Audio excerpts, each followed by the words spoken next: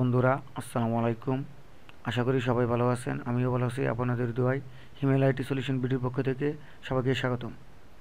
আজ আমি আপনাদেরকে কম্পিউটারের একটি টিপস সম্পর্কে সবাইকে ধারণা দেব। যে টিপসটা হচ্ছে কম্পিউটারের রান কমান্ডের। আমরা অনেকেই আছি আইটিতে জব করি কিংবা আইটি সাপোর্ট দিয়ে থাকি।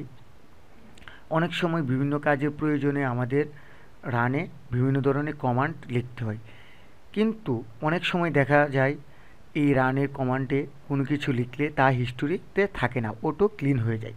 সো এটা আমরা কিভাবে অফ করব কিংবা অন করব, দেখেন আমি দেখেন রানে এই যে এরকম অপশন শো করে, যেরকম আমরা বিভিন্ন ধরনের পিং দিয়ে থাকি কিংবা টেম্প যদি লিখে যদি আমরা ইন্টারপ্রেস করি এই অপশনটা চলে আসে।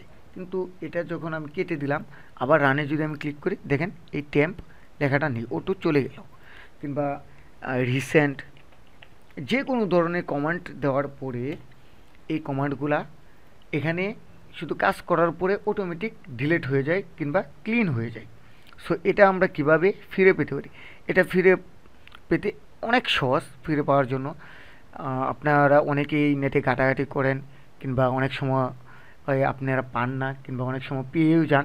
তবে এটা অফ বা অন করা সহজ উপায় হচ্ছে আপনি কম্পিউটারের স্টার্ট বাটনে ক্লিক করে সেটিংয়ে চলে যাবেন, উইন্ডো আসবে, এখান থেকে প্রাইভেসি এখানে ক্লিক করার পরে আপনার কাছে এরকম একটা উইন্ডো আসবে, জেনারেল চেঞ্জ প্রাইভেসি অপশন।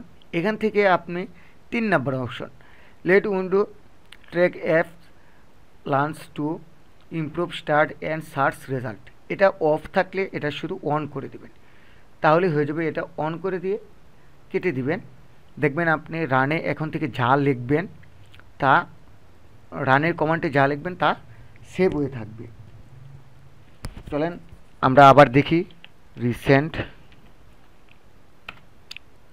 এই দেখেন রিসেন্ট লিখলাম, দেখেন এই দেখেন রিসেন্ট চলে আসছে। আমরা আরেকটা কমেন্ট লিখি টেম্প,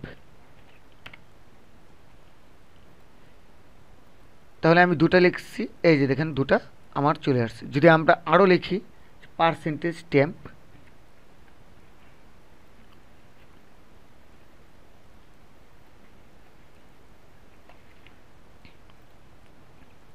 দেখেন চলে আসলো।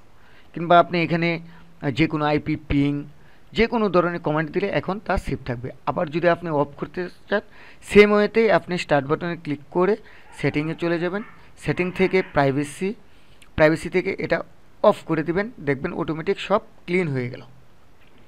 সো বন্ধুরা আজকে এই পর্যন্তই, সবাই ভালো থাকবেন, আর অবশ্যই আমার চ্যানেলটা সাবস্ক্রাইব করবেন, কমেন্ট করবেন, শেয়ার করবেন এবং পাশে থাকা বেল আইকনটা বাজিয়ে দিবেন।